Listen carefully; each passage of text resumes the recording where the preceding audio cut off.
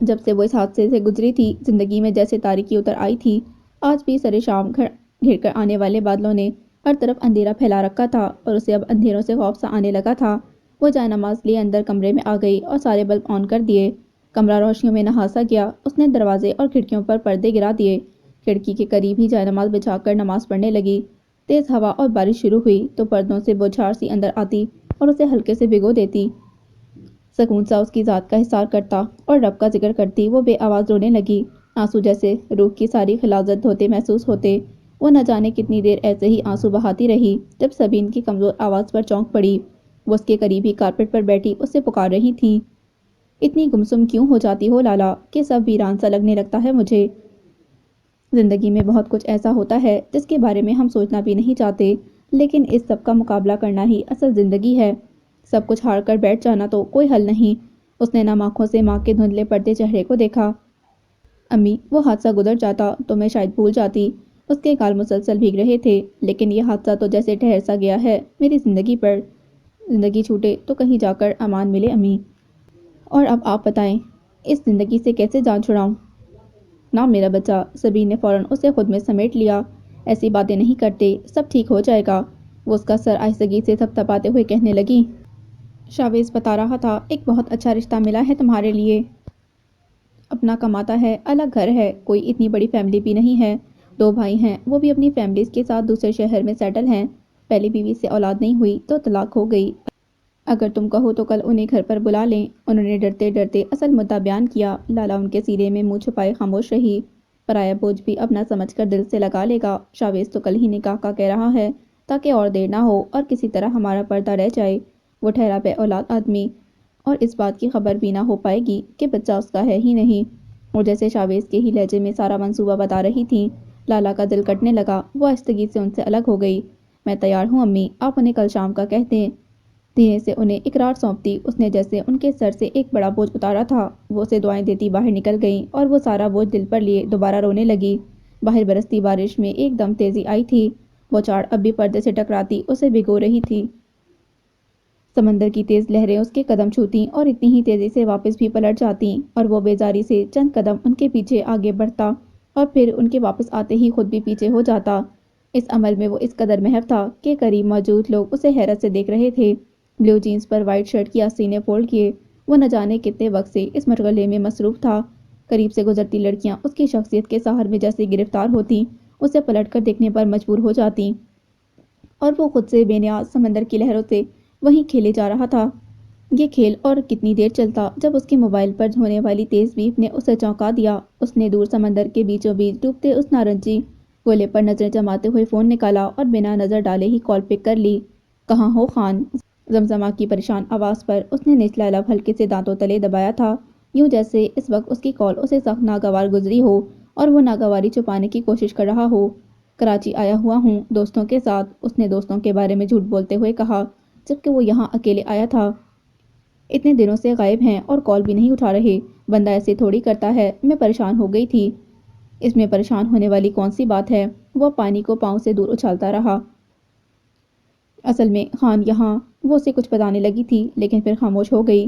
ضیاء کو لگا وہ جیسے دوسری طرف کسی کے نہ ہونے کی تسلی کر رہی ہو۔ کیا بات ہے زمزمہ؟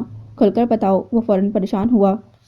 خان، میں نے آپ کے خاص ملازم کو فون پر بڑے خان سے بات کرتے سنا ہے۔ وہ بتا رہے تھے کہ کوئی سیاسی رکیب لالا والے واقعے تک پہنچ گیا ہے اور وہ لالا کو بڑے خان کے خلاف استعمال کرنا چاہتے ہیں۔ تو آدھی بات سن کر ہی ضیاء گاڑی کی طرف چل پڑا۔ اور کیا بات ہوئی، جلدی بتاؤ۔ وہ صرف چند سیکنڈز میں گاڑی تک آیا تھا اور ڈرائیونگ سیٹ سنبھالتے ہوئے بے تابی سے بولا، خان، وہ بڑے خان کو کہہ رہا تھا کہ یہ لڑکی ان کے لیے کوئی خطرہ بن سکتی ہے۔ پھر بڑے خان نے پتہ نہیں اسے کیا حکم دیا، وہ بس جی خان کرتا رہا۔ اچھا ٹھیک ہے، تم فون رکھو، میں رات تک پہنچتا ہوں۔ ٹھیک ہے خان، خدائے پامان۔ اس نے فوراً کال کاٹ دی۔ ساحل سمندر پر گاڑی دوڑاتے ہوئے اس نے کال ملائی تھی۔ سنو، مجھے ابھی پشاور کے لیے نکلنا ہے، میری ٹکٹ کنفرم کروا کر مجھے اطلاع دو۔ اس نے دوسری طرف اپنے ملازم کو ہدایت کی تھی اور اس کا جواب سنتے ہی فون ڈیش بورڈ پر اچھال دیا۔ سڑک پر آتے ہی اس کی کار فراٹے بھرنے لگی تھی۔ اسلام آباد سے واپس آتے ہی وہ سب سے پہلے شاویز سے ملنے اس کے گھر گیا تھا۔ نہ جانے کیا بات تھی کہ دل مسلسل اس لڑکی کو سوچ رہا تھا۔ اس کے بارے میں وہ اپنے جذبات کو اب بھی نہیں سمجھ پا رہا تھا، لیکن وہ یہ ضرور جاننا چاہتا تھا کہ اب وہ کیسی ہے۔ شاویز نے اپنی ضد چھوڑی یا اس لڑکی نے ہتھیار ڈالے، لیکن شاویز کی بیٹھک میں قدم رکھتے ہی اسے کچھ انہونی ہونے کا احساس سا ہوا تھا۔ بیٹھک کھلی تھی، تبھی وہ شاویز کے اشارے پر اندر چلا آیا۔ بیٹھک میں ایک ادھیڑ عمر شخص پہلے سے موجود تھا۔ اس کا رنگ کافی گہرا تھا، سر کے سامنے کے بال غائب تھے اور دائیں طرف سے چہرے سے لے کر گردن تک مکمل جلنے کے نشان تھے۔ اسے دیکھ کر نہ جانے کیوں بہرحال کو اس سے کوفت محسوس ہوئی۔ یہ نہیں تھا کہ وہ کم صورت لوگوں سے نفرت کرنے والوں میں سے تھا، لیکن اس شخص میں کچھ تو ایسا تھا جو اسے اچھا نہیں لگا تھا۔ دیکھیں، اس لڑکی کو ہم نے پال پوس کر بڑا تو کر دیا ہے، لیکن اب مجھے کہیں اور شفٹ ہونا ہے اور اسے بھی یوں اکیلے چھوڑ کر نہیں جا سکتا۔ اسی لیے ہمیں جیسے کسی سمجھدار اور اچھے آدمی کی ہی تلاش ہے جو ہمارے بات اپنوں کی طرح اس کا خیال رکھے۔ شاویز اس آدمی سے مسلسل بات کرنے میں مصروف تھا اور بہرحال اس آدمی کا جائزہ لینے میں اسے ان دونوں کے درمیان ہونے والی گفتگو کا کوئی اندازہ نہیں ہو پا رہا تھا۔ تقریباً 15 منٹ بعد معاملہ طے ہوا اور وہ شخص جانے کے لیے اٹھا تو بہرحال نے سکون کا سانس لیا۔ کچھ عجیب نہیں تھا یہ شخص اور اس کی شادی سے تمہارا کیا لنک؟ میرج بیورو تو نہیں کھول لیا؟ اس کے جاتے ہی وہ اپنی سی دوستانہ جون میں واپس آیا تھا۔ نہیں یار، وہی لالا والا معاملہ سیٹ کرنے کی کوشش کر رہا ہوں۔ شاویز بیزار سا صوفے پر بیٹھتے ہوئے بولا۔ لالا مطلب کیا ہے تمہارا؟ اس شخص کا کیا تعلق لالا کے معاملے سے؟ شاویز کی بات پر اس کی سانس اکھڑنے لگی تھی جو اسے سمجھ آ رہی تھی۔ اب وہ اسے جھٹلانا ہی چاہتا تھا۔ مطلب صاف ہے یار، لالا کی شادی طے کر دی ہے، کل شام کو نکاح ہے سادگی سے۔ تم ہوش میں تو ہو شاویز؟ لالا کی شادی اور اس آدمی سے؟ دماغ تو ٹھیک ہے تمہارا؟ وہ ضبط سے ہونٹ کچلتا اٹھ کھڑا ہوا۔ جس طرح کے حالات ہیں نا، اس میں یہ رشتہ بھی ایک نعمت سے کم نہیں۔ پھر یہ سب خود لالا کا کیا دھرا ہے، اب بھگتے ساری عمر۔ وہ خود غرضی کی انتہا چھونے لگا تھا۔ بہرحال کو اس کی دوستی پر پہلی بار افسوس ہوا تھا۔ اور آنٹی وہ اس بارے میں مان گئیں؟ انہیں ماننا ہی پڑا باری۔ لالا از پریگننٹ اور اب زیادہ عرصے یہ بات چھپائی نہیں جا سکتی۔ اس نے گویا بم پھوڑا تھا۔ بہرحال شوق کھڑا رہ گیا۔ اسی لیے میں نے اسے اپنی مجبوری بتا کر کل شام ہی نکاح اور سادگی سے رخصتی کے لیے تیار کیا ہے تاکہ لالا کو بھی آگے کوئی مسئلہ نہ ہو۔ شاویز کا لہجہ مطمئن تھا۔ بہرحال کو اس وقت اس پر شدید غصہ آ رہا تھا، لیکن وہ خود پر ضبط کیے کھڑا رہا۔ پھر بھی شاویز، یہ آدمی اور وہ بھی لالا کے لیے ہم کوئی اچھا آپشن بھی تو ڈھونڈ سکتے ہیں۔ اس کی بات پر شاویز کی آنکھوں میں طنز سا جاگ اٹھا تھا۔ تم نے شاید میری پوری بات نہیں سنی۔ شی از پریگننٹ مائی ڈیئر، اور ایسی حالت میں اس سے بہتر آپشن بھلا اور کون ہوگا؟ کون ہے جو کسی اور کی تھوک اپنے دامن سے صاف کرے گا؟ میں یا تم؟ اس کے لہجے میں طنز تھا، زیر تھا۔ بہرحال لب کاٹنے لگا۔ یہ بھی اس بات سے لا علم ہے، ورنہ شاید یہ بھی راضی نہ ہو۔ لالا اب وہ لالا نہیں رہی، صاف پاک صاف چمکتی سی لالا۔ اس کے ماتھے پر سجا داغ بھی تو چند دن بعد واضح ہو جائے گا، اور اسی لیے میں نے ان صاحب کا انتخاب کیا ہے، ورنہ یہ ساری سچائی جاننے کے بعد لالا کو کون اپنا سکتا ہے؟ ہاں کہتے ہوئے اس نے دونوں ہاتھ یوں نیچے گرائے تھے جیسے اسے بہرحال کی لالا کے لیے ہمدردی پر بھی افسوس ہوا ہو۔ بہرحال نے تب بس ایک نظر اس پر ڈالی تھی اور اٹھ کھڑا ہوا۔ میں اپناتا ہوں اسے، اس کے ہر گناہ ہر داغ کے ساتھ۔ آج رات 8 بجے نکاح کا انتظام کرو، میں اپنے آدمی لے کر پہنچ جاؤں گا۔ اس کا لہجہ بالکل صاف تھا، ذرا سی لغزش، ذرا سا تذبذب بھی نہ تھا اس کی آواز میں۔ شاویز جیسے ساکت سا رہ گیا۔ اور ہاں، رات 8 بجے ہی میں اسے ساتھ لے جاؤں گا۔ سادگی لیکن پوری ایمانداری کے ساتھ کہہ کر وہ رکا نہیں تھا، باہر نکل گیا تھا۔ دروازے سے لگ کر کھڑی سبین کی جیسے خدا نے سن لی تھی، وہ وہیں سجدہ ریز ہو گئی تھی۔ سر شام گھر آنے والے بادلوں کی وجہ سے آج اندھیرا قدرے زیادہ تھا، پھر بھی ان کے انداز سے کل والا خوف مفقود تھا۔ وہ آج بے خوف سی حویلی کے اس ویران بیرونی حصے کی طرف آئی تھی اور ٹھیک اسی جگہ آئی جہاں اس نے کل نشانی رکھی تھی۔ کل رات جاتے ہوئے اس نے ایک ٹوٹی ہوئی لمبی شاخ یہاں سوراخ کے سہارے کھڑی کر دی تھی تاکہ اس کا وقت ضائع نہ ہو اور وہ سیدھا زندان کے اسی روشن دان سے اندر جائے جس کے سرے پر اللہ لوگ کا کمرہ تھا۔ وہاں پہنچ کر اس نے وہ لکڑی نکال کر پاس ہی رکھ لی۔ وہ قریب رکھی وہ سیدھا سی سرخ اینٹ اٹھا کر آہستہ سے سائڈ پر رکھتے ہوئے نوکیلی کیلوں پر مارتے ہوئے انہیں اندر دھکیل گئی۔ اب جگہ صاف تھی اور وہ آسانی سے اندر جا سکتی تھی۔ اس نے کچھ دیر وہیں بیٹھ کر ارد گرد کا جائزہ لیا۔ جدوں حد مک جان دیے، ککھ نہیں رہندا۔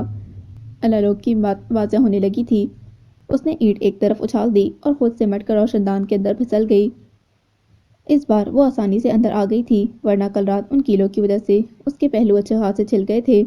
نیچے آنے کے بعد اس نے اپنے کپڑے آہستگی سے جھاڑے اور اللہ لوگ کے تنگ اور تاریک کمرے کی طرف آ گئی۔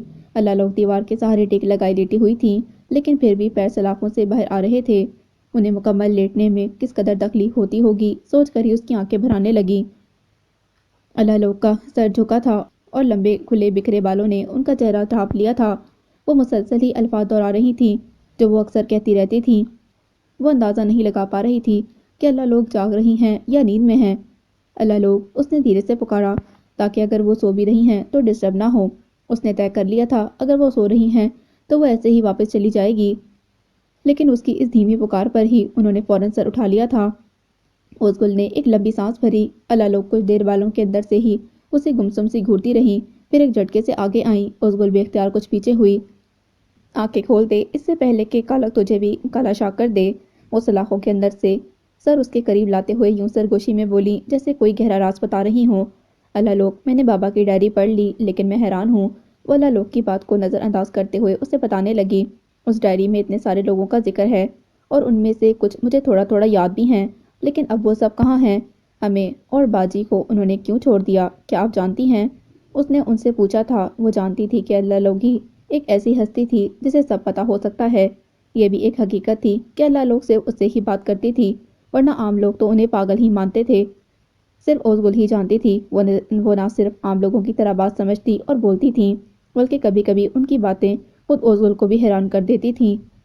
حلیے اور حرکات سے وہ واقعی اللہ لوگ ہی لگتی تھیں، لیکن اوزگل ہی صرف اس بات کی گواہ تھی کہ جب وہ بولنے پر آتی تو انتہائی کام کی بات کرتی۔ ابھی بھی اوزگل کی بات سن کر انہوں نے چونک کر پہلے اس کی طرف دیکھا، پھر بے اختیار ہنسنے لگی تھیں۔ حد مک گئی، پردے جھکنے کا ٹائم آ گیا ہے، وہ تالیاں بجاتے ہوئے بولی۔ اس کا مطلب ابھی وہ بات کرنے کے لیے راضی نہ تھی۔ اللہ لوگ، آپ اس طرح کریں گی تو میں چلی جاؤں گی اور پھر کبھی یہاں نہیں آؤں گی۔ وہ خفا ہوئی۔ ہاں ہاں ہاں، سب کچھ تو رنگا ہونے والا ہے، سب ظاہر ہو جائے گا، حد مک گئی ہے، کک رہ جائے گا، سب واپس پلٹ جائے گا۔ ہاں ہاں ہاں، وہ اور زور سے ہنسنے لگی۔ اوزگل مایوسی سے کچھ دیر انہیں ہنستا دیکھتی رہی، پھر اٹھ کھڑی ہوئی۔ تجھے کیا بتاؤں؟ روتے روتے وہ اچانک سے سکتی تھی۔ اوزگل کے بڑھتے قدم رکے تھے۔ کیا کیا حساب باقی ہے؟ کیا کچھ نکل گیا ایک صفولیا؟ وہ رونے لگی تھی۔ اوزگل مڑ کر دوبارہ ان کے پیچھے بیٹھ گئی۔ سب بتا دیں اللہ لوگ، اپنے اندر اترا کچھ زہر مجھے بھی دان کر دیں، کچھ تو آسانی ہو۔ وہ ان کا کمزور سا ہاتھ تھامتے ہوئے بولی اور اللہ لوگ دھاڑے مارنے لگی تھی۔ زندان کا بند علاقہ دردناک آواز سے گونج اٹھا تھا۔ اوزگل ابھی بھی ان کے بولنے کی منتظر تھی۔ یہ لال حویلی کا وہی لال اینٹوں والا کنواں تھا جس کی منڈیر پر سر ٹکائے لمبے کالے بال کھولے وہ پری پیکر ٹیک لگائے بیٹھی تھی۔ اس کے خوبصورت چہرے پر محبت لو دے رہی تھی۔ اس کی خوبصورت نیلی آنکھیں سامنے بیٹھے شاہ عیسیٰ پر جمی تھیں، جو ایک نظر اس پر ڈالتا اور فوراً یوں آسمان کی طرف پھیر لیتا جیسے اس نے اس پری پیکر کے حسن کی توہین کر دی ہو۔ لگتا ہے تمہیں واقعی مرنے کا شوق ہے شاہ عیسیٰ، جو روز اس طرف آ جاتے ہو۔ لمبے بالوں کو ہاتھوں سے سنوارتے ہوئے وہ ایک غرور سے بولی تھی۔ جبکہ تم جانتے ہو لال کنویں کے سیاہ پانی نے کتنے ہی اجلے رنگین آنچل اپنے کالے دامن میں سمیٹے ہیں، کتنے ہی خوبصورت جوان اس کنویں کے سامنے اپنی زندگی ہارے ہیں۔ کیوں اپنی اور میری جان کے در پر ہو، پلٹ جاؤ۔ اس شہزادے نے ایک نظر اس وجود پر ڈالی اور جھکا لی۔ یہ کنواں اس لال حویلی کی ہر محبت کا گواہ ہے، یہ میری بھی گواہی دے گا کہ شاہ عیسیٰ نے محبت کی تھی اور جان لٹا دی تھی، اور اس سب کا کیا فائدہ؟ وہ اٹھ کھڑی ہوئی۔ محبت فائدہ یا خسارہ کب دیکھتی ہے، یہ تو بس ہو جاتی ہے۔ کاش کاکا کی شادی پر یہ سونے جیسا روپ میرے سامنے آتا، ورنہ خدا کی قسم ایسے مات کھانے والوں میں سے نہیں تھا۔ ان کے لہجے میں کردار کا غرور تھا۔ شہزادوں جیسی شان رکھنے والا وہ شخص اس کے پیچھے دیوانہ تھا۔ پانچویں کلے کی لڑکیاں بھی پاگل تھیں، وہ دل ہی دل میں خود پر نازاں تھیں۔ تمہارا یہی کردار ہی تو مجھے یہاں تمہاری بات سننے کے لیے مجبور کر دیتا ہے۔ میں خود کو لاکھ سمجھانے کے باوجود بھی تمہاری راہ پر قدم دھرنے سے نہ روک سکی، لیکن خدا گواہ ہے شاہ عیسیٰ، مجھے ہماری محبت سے زیادہ تمہاری جان عزیز ہے۔ پلٹ جاؤ اس سے پہلے کہ دیر ہو جائے۔ وہ جانے کے لیے مڑ چکی تھی۔ میں کل دریاب لالا سے ہماری شادی کی بات کرنے آ رہا ہوں، اپنے کاکا کاکی کے ساتھ۔ اس پری پیکر کے پاؤں پتھر کے ہوئے تھے، وہ پلٹ نہ سکی۔ وقت طے کر دے، بہت جلد، محبت یا موت۔ مجھے تمہارے لیے یہ دونوں بخوشی قبول ہیں۔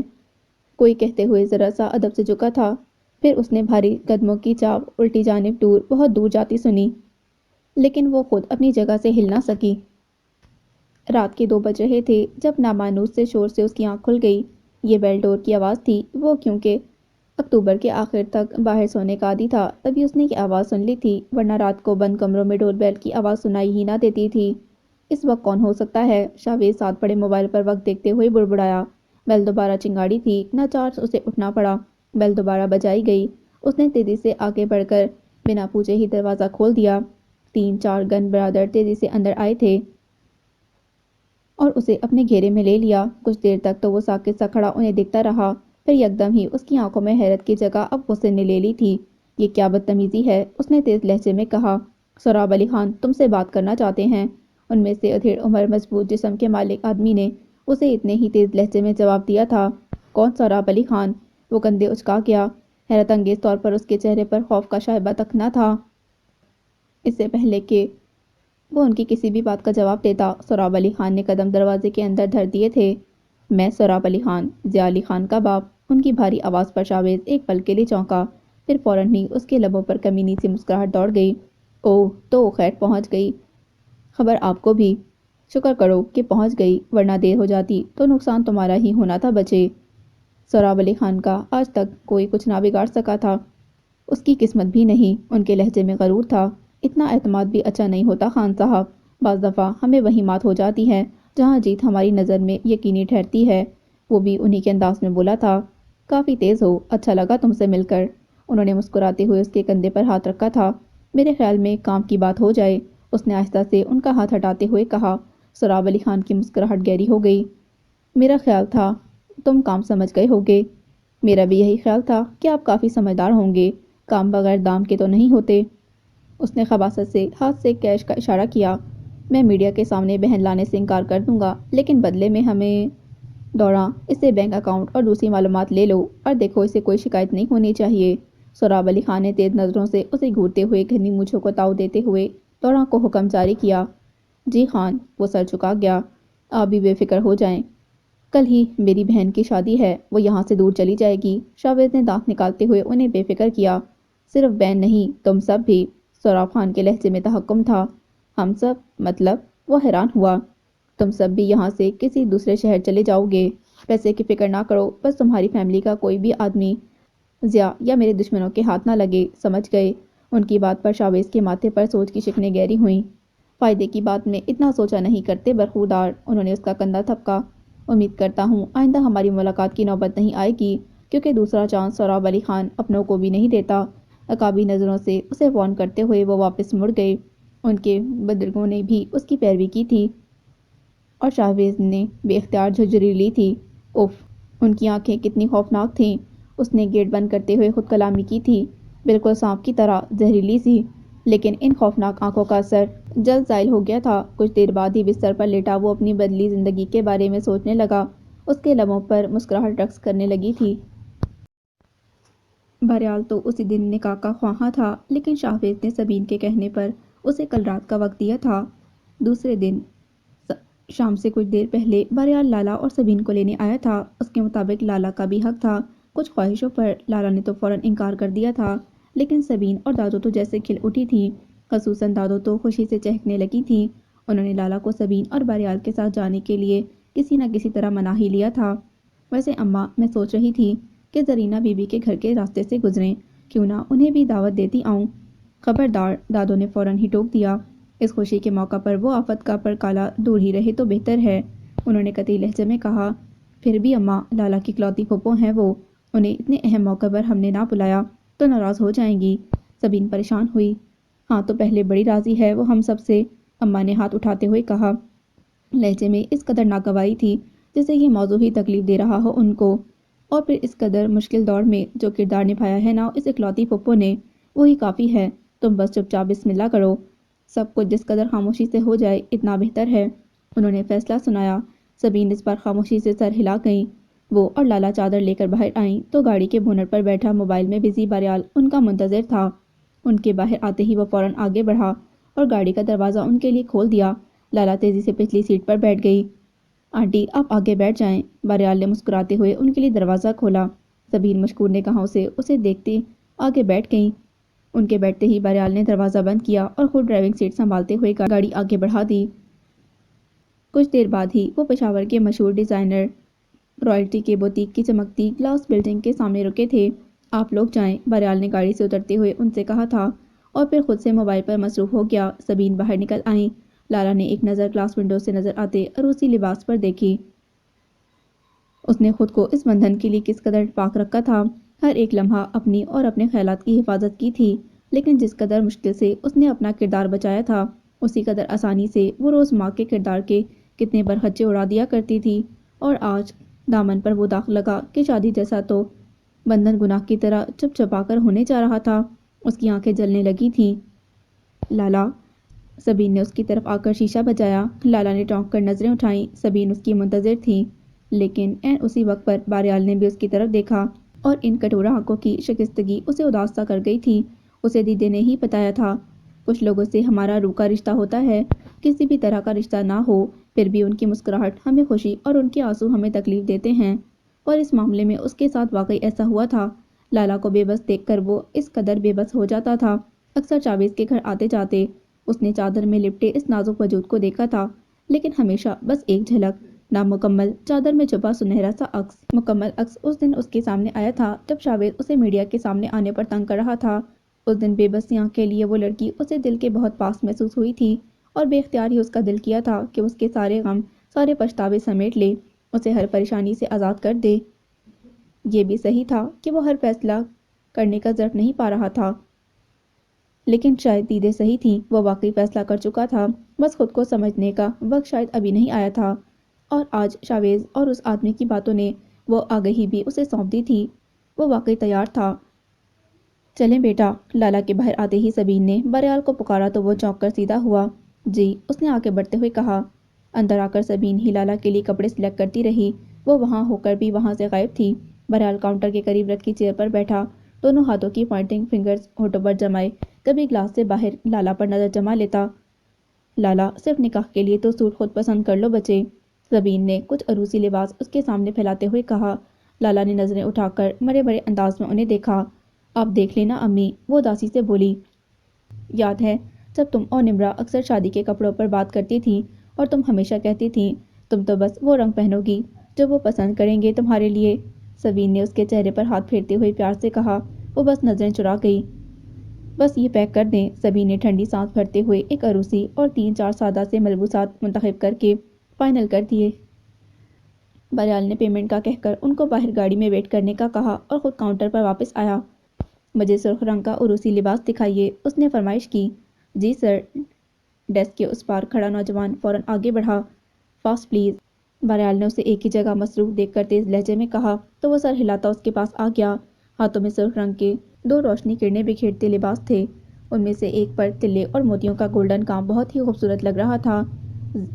زرتار دوپٹے اور لہنگے کے کنارے پر سنہری جھلملاتی لائن اور بالکل ویسی ہی سرخ کام سی سجیو جھلملاتی سنہری شرٹ، وہ بے حد خوبصورت لباس تھا۔ یہ پیک کر دیں، اس نے فوراً آرڈر دیا اور پھر دونوں شاپر اٹھائے باہر آ گیا۔ جویلری کا سیٹ اس نے خود جا کر لیا اور پھر انہیں گھر تک چھوڑنے آیا۔ آنٹی، ان کے گھر سے اترتے ہی وہ باہر آیا۔ اس کی پکار پر سبین رکی تھی، لیکن لالا اندر چلی گئی۔ یہ سوٹ لے لیں، میں نے لالا کے لیے پسند کیا ہے۔ اس کے ہاتھ سے شاپر لیتے ہوئے سبین کی آنکھیں جگمگا سی اٹھی تھیں۔ تم آ جاؤ گے نا بیٹا؟ وہ مڑنے لگا تھا جب سبین کی منت بھری آواز پر اس کے قدم پتھر کے ہوئے تھے۔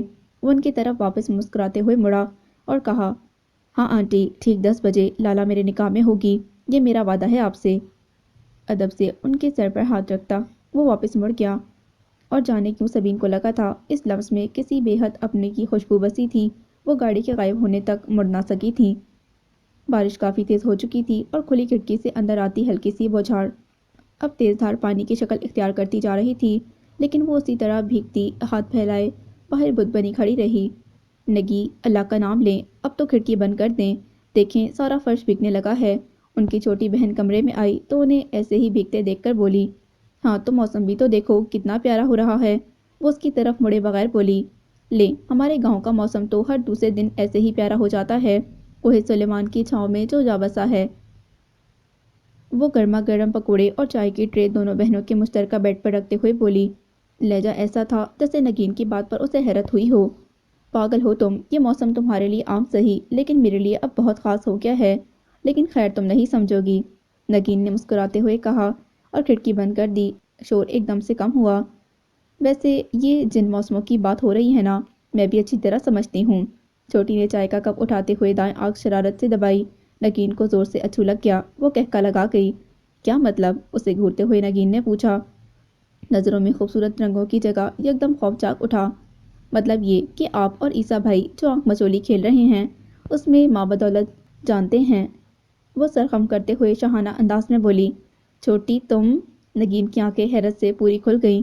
اور صبح جب شاہ عیسیٰ اپنی والدہ کے ساتھ آپ کا ہاتھ مانگنے آئے تھے تو میں نے بی بی کو بھی بتا دیا تھا، اور وہ ادھر ادھر ٹہلتے ہوئے مطمئن انداز میں بتائی جا رہی تھی اور نگین اس کی سانسیں رکنے لگی تھیں۔ اور کیا چھوٹی؟ وہ جھٹکی سے اٹھ کر اس کے قریب آئی۔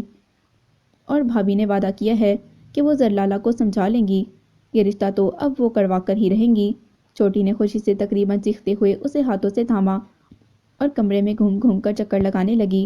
ارے ارے رکو تو سبین، پاگل ہو گئی ہو؟ نگین کا سانس پھولنے لگا تھا۔ سبین نے اسے بیڈ پر گراتے ہوئے خود بھی اس کے قریب لیٹ گئی۔ ہائے نگی، کتنا مزہ آئے گا نا، تم دلہن بنو گی اور میں خوب سارے سنرے گاؤں گی۔ دعا کرو چھوٹی، لالا مان جائیں، نگین کہتے ہوئے اٹھ بیٹھی۔ نہ جانے کیوں دل بیٹھا جا رہا تھا، خوشی وہ محسوس نہیں کر پا رہی تھی۔ توبہ، یہ وہم محبت، سبین نے آہ بھری۔ آپ پالتی رہیں یہ خواہ کے خوف، میں تو لالا سے بات کروں گی کہ میرے واپس شہر جانے سے پہلے ہی یہ سب معاملہ طے کر دیں، ورنہ پھر میرے امتحان خواہ کی دیر ہوگی۔ تمہیں بڑی جلدی ہے میرے جانے کی؟ نگین نے اسے آنکھیں دکھائیں۔ سمجھا کریں نا، کچھ میرے بھی جگہ چھوڑیں۔ اس نے شرارت سے آنکھ دبائی۔ سبین کی بچی! اس سے پہلے کہ وہ اسے پکڑتی وہ ہنستے ہوئے کمرے سے باہر نکل گئی۔ نگین کے چہرے پر مسکان مچل اٹھی تھی۔ رات کے پڑاؤ ڈالنے کا وقت قریب آنے لگا تھا اور حمزہ ابھی تک گھر نہیں آیا تھا۔ جب سے لالا والا واقعہ ہوا تھا وہ بکھر سا گیا تھا، اور شیزا سے منگنی کے بعد تو اس کے اوقات کار ہی بدل گئے تھے۔ وہ جیسے ابھی سے گھر سے باہر رہنے کی روٹین بنانے لگا تھا، جیسے اسے شادی کے بعد ایسے ہی بزی رہنا تھا۔ کہیں میں نے کچھ غلط تو نہیں کر دیا؟ صحن میں ٹہلتے ہوئے انہوں نے خود سے سوال کیا۔ کچھ، اور ان کے کچھ ہی فاصلے پر طنزیہ نظر ان پر ڈالتا وہ ان کا ہی تو ضمیر تھا۔ وہ اسے بغور دیکھنے لگیں، مبادا نظر بھٹکے، اور کہیں وہ ضمیر کی یہ عدالت بھی کھو دے۔ رشتے تو وہ پہلے ہی کھو چکی تھیں۔ سب کچھ تو ختم کر دیا تم نے زرینہ بیگم، سب کچھ، اور وہ بھی صرف اپنی اولاد کا۔ وہ کتنا تلخ بولتا تھا، اور کیوں نہ ہوتا، انہی کا تو ضمیر تھا، تلخی تو ان کا ہی خاصا تھا۔ نم آنکھوں سے وہ تلخی سے مسکرا دیں، اور پکے صحن کے کونے میں لگے چامن کے نیچے وہ اکیلی کھڑی رہ گئیں۔ نماز کا بھی من نہیں تھا۔ سامنے برآمدے میں بچھے جائے نماز پر نظر ڈالتی اور پھر ہٹا لیتی۔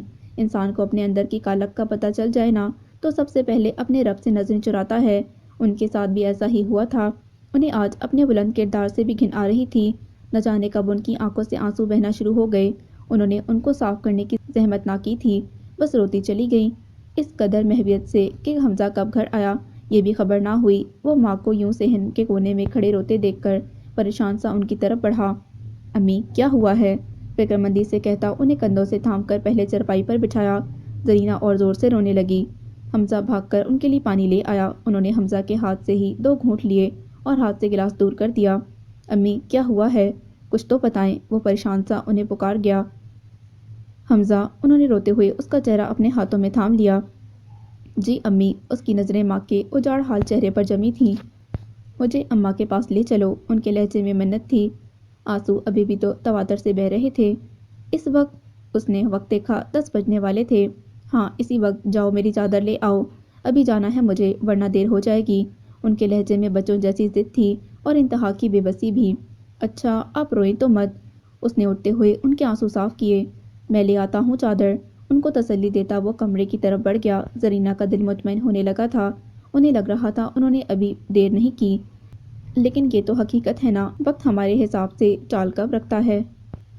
ستمبر کا آغاز ہوتے ہی دن مختصر ہونا شروع ہو گئے تھے۔ دن میں کچھ تپش ہوتی، سر شام لہرانے والی ٹھنڈی ہوائیں تھکے تھکے انسانوں کا من شانت کر دیتی تھیں۔ سوراب علی خان گاؤں لوٹ چکے تھے اور گاؤں کے غریب عوام سے مجلسیں جاری تھیں۔ ابھی انتخابات میں کافی وقت تھا، لیکن سوراب علی خان ان لوگوں میں سے تھے جو وقت سے کئی قدم آگے چلنا چاہتے تھے۔ اسی لیے انہوں نے اتنے ماہ قبل ہی عام لوگوں سے رابطہ کرنا شروع کر دیا تھا، اور صرف چند ایک بیٹھکوں میں ہی انہیں سمجھ آ گئی تھی کہ اس بار ان کے حریف جاں باز خان کا پلڑا بھاری تھا۔ پچھلے 5 سال وہ حکومت میں رہے تھے، لیکن یہ حقیقت تھی کہ اپنے اختیارات انہوں نے صرف دوستیاں اور اپنی جائیداد میں اضافہ کرنے کے لیے استعمال کیے تھے، جبکہ جاں باز خان نے پاور نہ ہوتے ہوئے بھی اس علاقے کے غریب عوام کا کافی ساتھ دیا تھا، اور نوکریوں میں نہ صرف مردوں بلکہ خواتین کو بھی اچھا خاصا حق دلوایا تھا۔ تبھی اس بار سوراب خان نے نوٹ کیا تھا کہ لوگوں کی توجہ حاصل کرنے میں وہ کامیاب رہا تھا اور سہراب خان کی پسندیدگی کا گراف کافی گر گیا تھا۔ خان لوگوں کا رش نہیں ہے اس بار پہلے جیسا۔ گورنر میٹنگ سے ملتے ہی دورہ نے ان کے لیے گاڑی کا دروازہ کھولتے ہوئے کہا۔ وہ سوچتے ہوئے گاڑی میں بیٹھ گئے۔ دورہ مشین گن سنبھالتا اگلی سیٹ پر بیٹھ گیا۔ اس نے بیٹھتے ہی ڈرائیور سے گاڑی آگے بڑھانے کا کہا۔ اس بار میں چاہ رہا تھا چھوٹی سیٹ پر ضیاء کو سامنے لاؤں، لیکن اس جانباز خان کے ہوتے ہوئے مجھے یہ سب مشکل لگ رہا ہے، سہراب خان نے کہا۔ نظریں سوچ میں گم باہر اڑتی دھول پر جمی تھیں۔ بالکل خان، ابھی ابراہیم نے بتایا۔ چھوٹے خان گاؤں آ چکے ہیں اور آپ سے فوراً ملنا چاہتے ہیں۔ وہ تو میٹنگ میں بھی آنا چاہتے تھے، لیکن ابراہیم کو ان کا مزاج برہم لگا تو وہ وہیں روک لیا بہانے سے۔ دورہ نے انہیں تفصیل بتاتے ہوئے کہا۔ خیر بسی، اچھا ٹھیک ہے، ہو جائے گا سب۔ انہوں نے مختصر جواب دیا اور سیٹ کے پل سے ٹیک لگا کر آنکھیں بند کر لیں۔ گاڑی لال حویلی کی طرف رواں دواں تھی۔ ذریعہ لالا نے اس کے سر پر ہاتھ رکھتے ہوئے اسے زندگی کی نوید سنائی تھی۔ اس طرح سبین بھی بے حد خوش تھی۔ نگی نگی پکارتی، ساری حویلی میں اس نے شور مچا رکھا تھا۔ ذریعہ دونوں بہنوں کی خوشی کی دعا مانگتے اپنے کمرے کی طرف بڑھ گئے تھے، جہاں وہ اکثر غم یا خوشی کے لمحے اکیلے بتایا کرتے تھے۔ اس کمرے سے انہیں خاص انسیت تھی، یہ ان کے لیے آن کے باچی کا تحفہ تھا۔ وہ جانتے تھے کہ ذریعہ کو مطالعے کا جنون کی حد تک شوق تھا۔ انہوں نے حویلی کے بالکل آخری سرے پر باہر کے کچھ علاقے کو کمرے کی شکل دے کر اس کے لیے خوبصورت ترین اسٹڈی بنوا دی تھی۔ ملک سے اہم کتب منگوا کر یہاں رکھوائیں، جن میں بعد میں ذریعہ کے شوق نے خود ہی اضافہ کر دیا تھا۔ انہیں ابھی وہاں آئے کچھ ہی دیر ہوئی تھی جب انہوں نے سہراب علی خان کو غصے سے اندر آتے دیکھا۔ ذریعہ لالا، یہ میں کیا سن رہا ہوں؟ اندر آتے ہی وہ تقریباً چلا اٹھے تھے۔ کیا ہو گیا سہراب؟ ذریعہ فوراً اٹھ کر ان کے قریب آئے۔ یہی کہ آپ نے نگی اور شاہ عیسیٰ کا رشتہ پکا کر دیا ہے۔ وہ اس قدر طیش میں تھے کہ ان کی سانس پھولنے لگی تھی۔ ہاں، تو اس میں اتنا تاؤ کھانے والی کون سی بات ہے؟ انہیں حیرت ہوئی۔ کیا؟ سہراب صدمے سے جیسے پھٹ پڑے۔ ابھی بھی آپ مجھ سے پوچھ رہے ہیں یہ بات؟ اس کی آنکھوں میں تعصب سا تھا۔ مجھے سچ میں سمجھ نہیں آ رہی تم کیا کہنا چاہ رہے ہو؟ وہ اپنی ایزی چیئر پر سے اٹھے۔ شاہ عیسیٰ ہماری برادری کا نہیں ہے اور آپ اچھی طرح جانتے ہو کہ ہم بیٹیوں کے خاندان سے باہر شادی نہیں کرتے۔ ذریعہ کی نادانی پر جیسے انہیں اور طیش آ رہا تھا۔ کیوں نہیں کرتے؟ ہمارے خاندان کے کئی مردوں نے خاندان سے باہر شادی کی ہے۔ وہ دونوں اس وقت پشتو میں بات کر رہے تھے۔ صرف مردوں نے؟ سہراب نے زور دیتے ہوئے کہا، جیسے ان کی توجہ مبذول کروا رہا ہو۔ تو لڑکیاں کیوں نہیں کر سکتیں؟ ذریعہ خان کے چہرے پر پیاری سی مسکراہٹ مچلی۔ کیونکہ یہ ہمارا رواج نہیں ہے۔ سہراب ڈٹا رہا۔ چاہے وہ ساری عمر اپنے ارمانوں کی لاش لیے ہماری ہر خوشی کو حسرت سے دیکھتی رہیں۔ ہر لڑکی کا اپنا نصیب لکھا ہوتا ہے لالا، ان کے لیے ہم اب رواج تو نہیں توڑ سکتے۔ سہراب کے لیے لہجے میں ضد تھی۔ ذریعہ اٹھ کھڑے ہوئے۔ میں اپنی بہنوں کے لیے کچھ بھی کر سکتا ہوں، رواج تو بہت معمولی چیز ہے، انہوں نے نرم لہجے میں کہتے ہوئے ان کا کندھا تھپکا۔ پھر یہ بھی تو دیکھو، خاندان میں ایک بھی رشتہ نہیں، ایسے میں شاہ عیسیٰ جیسے شریف لڑکے کو ٹھکرا کر میں غلطی نہیں کر سکتا۔ پھر جنت نے مجھے بتا دیا ہے، خود نگین بھی اس رشتے سے بہت خوش ہے۔ ان کی بات پر سہراب کی آنکھیں ضبط کے مارے سرخ ہونے لگیں۔ خیر تم جاؤ، انتظامات دیکھو، اسی جمعرات بارات ہے، اللہ پاک سب خیر کرے گا۔ انہوں نے اسے تسلی دی اور کمرے سے باہر نکل گئے۔ سہراب نے ایک زبردست ٹھوکر میز کو رسید کی اور خود بھی باہر کی طرف بڑھ گئے۔ سانس البتہ ابھی بھی عجیب سی پھنکار رہی تھی۔ وہ ڈیرے پر پہنچے تو سہانجہ کے درخت کی ٹھنڈی چھاؤں تلے پاؤں چرپائی سے نیچے لٹکائے، تکیے سے ٹیک لگائے ہلکی نیند میں گم ان کا منتظر تھا۔ کیا بات ہے جانبا؟ انہوں نے قریب جاتے ہی پیار سے ضیاء کے بالوں میں ہاتھ پھیرتے ہوئے اسے پکارا تھا۔ وہ فوراً اٹھ بیٹھا تھا۔ ایسی بھی کیا اہم بات تھی کہ اتنی تھکن کے باوجود یہاں اتنی گرمی میں میرا انتظار ہو رہا ہے؟ اندر اپنے کمرے میں سو جاتے، میں نے حویلی ہی آنا تھا۔ آپ اور دورہ لالا کے گھر گئے تھے باجی؟ اس نے جیسے ان کی کوئی بات نہ سنی تھی۔ سوال اس قدر اچانک تھا کہ دورہ خان کے ساتھ ساتھ خود خان بھی شدہ رہ گئے تھے۔ نہیں تو تمہیں کس نے بتایا؟ انہیں سنبھلنے میں کچھ وقت لگا تھا اور اس سارے وقت میں ضیاء کی اداس سی خوبصورت آنکھیں مسلسل انہیں دیکھ رہی تھیں۔ مجھے افسوس ہے باجی۔ وہ اٹھ کھڑا ہوا۔ اس کے کندھے پر رکھا خان کا ہاتھ نیچے گرا تھا۔ آپ مجھے بھی دھوکہ دیں گے یہ میں سوچ نہیں سکتا تھا۔ اس کی آواز میں واقعی دکھ تھا۔ سہراب خان اٹھ کھڑے ہوئے۔ کون سا دھوکہ بچے؟ قسم بخدایا مجھے کچھ خبر نہیں، تم کیا کہہ رہے ہو؟ وہ صاف مکر گئے۔ ضیاء نے ایک دکھ بھری نگاہ اس پر ڈالی۔ آپ اور دورہ نے کچھ تو ضرور کیا ہے باجی، اور یہ سب میں بہت جلد پتہ لگا لوں گا۔ اس کی آواز میں تلخی تھی۔ تم اس 2 ٹکے کی لڑکی کے لیے اب مجھ سے سہراب علی خان سے پوچھ گچھ کرو گے؟ انہیں غصہ آنے لگا۔ ہاں، وہ تیزی سے کہتا پورے قد سے ان کے سامنے کھڑا ہوا۔ اس لیے اب بہت کچھ کروں گا، اور اگر آپ کو یہ، اس نے دائیں ہاتھ کی شہادت کی انگلی اپنے سینے پر رکھی، یہ ضیاء علی خان ذرا سا پیارا ہے نا، تو آج کے بعد آپ کا کوئی بھی آدمی مجھے اس لڑکی کے پاس دکھائی نہ دے، ورنہ۔ اس کے لہجے پر سہراب علی خان کا طیش بڑھنے لگا تھا۔ ورنہ؟ انہوں نے لب کچلتے ہوئے پوچھا۔ ورنہ میں اپنی جان لے لوں گا، سخت لہجے میں کہہ کر وہ رکا نہیں تھا، لمبے لمبے ڈگ بھرتا حویلی کے اندرونی حصے کی طرف بڑھ گیا۔ سہراب علی خان کو اپنی جان نکلتی محسوس ہوئی تھی۔ وہ گرنے کے سے انداز پر وہیں چارپائی پر بیٹھ گئے۔ آج خلاف معمول گھر کا دروازہ کھلا تھا، جبکہ رات کے 10 بج رہے تھے۔ زرینہ کے پیچھے پیچھے حمزہ بائک لیے اندر آیا تو نہ جانے کیوں کسی انہونی کے خدشے نے دل دھڑکا دیا تھا۔ اس نے بائک گیٹ کے قریب ہی کھڑی کر دی۔ باہر صحن میں کوئی نہیں تھا، بیٹھک سے البتہ لوگوں کی آوازیں آ رہی تھیں۔ زرینہ اسے وہیں چھوڑ کر اندر اماں کے کمرے کی طرف بڑھی تو نہ جانے کیوں وہ بھی بیٹھک میں جانے کی بجائے ماں کے پیچھے ہی آ گیا، اور پھر اسے دروازے پر ہی رک جانا پڑا تھا۔ زرینہ بھی اس سے چند قدم آگے ساکت کھڑی تھی، سرخ عروسی لباس میں چمکتا معصوم سا روپ لیے۔ وہ ہر وقت خفا خفا سی لالا تو ہرگز نہ تھی، وہ تو پرستان کی اداس پری جیسی لگ رہی تھی، جسے کسی ظالم دیو نے وقت کے سخت پنجرے میں قید کر لیا ہو، اور وہ چاہ کر بھی اس کے لیے کچھ نہ کر پایا، نہ اس کے زخموں پر مرہم رکھ سکا، نہ اسے اس پنجرے سے رہائی دلا سکا۔ وہ تو یہ سب کرنا چاہتا تھا، پھر بھی خالی ہاتھ رہا تو اس کی آنکھیں جلنے لگیں۔ وہ روپ اس کی آنکھوں پر چندیانے لگا تھا، لیکن پھر بھی اس نے نظریں نہیں ہٹائیں۔ وہ اسے دیکھتا رہا، باوجود اس کے کہ وہ اسے بچا نہیں سکتا تھا۔ لیکن وہ کون تھا جس نے اسے قید سے رہائی دلانے کا فیصلہ کر لیا تھا؟ شاید کوئی رنڈوا، یا پھر ادھیڑ عمر کنوارا۔ اس کے اندر تعصب بھرنے لگا۔ ارے زرینہ بی بی، آئیں آئیں۔ سبین کی نظر پڑی تو فوراً آگے بڑھیں۔ حمزہ مرد بیٹھک میں ہیں، تم بھی بیٹا وہاں چلے جاؤ، میں چائے بھجواتی ہوں۔ انہوں نے حمزہ کو بھی کہا، اور طلسم ٹوٹ گیا۔ اس سے لالا کو مزید دیکھنے کی اجازت چھین لی گئی، یا شاید اس کی بینائی ہمیشہ کے لیے۔ کیا اب کبھی وہ کسی کو یوں محبت سے دیکھ پائے گا؟ شاید نہیں، کہ یہ تو کسی کسی کے نصیب میں ہوتا ہے۔ اس کے نصیب میں نہیں تھا۔ وہ سمجھدار تھا، تبھی خاموشی سے پلٹ گیا۔ زرینہ مبہوت سی آگے بڑھیں۔ دلہن بنی لالا کی خوبصورتی میں اداسی نور بن کے گھلی تھی۔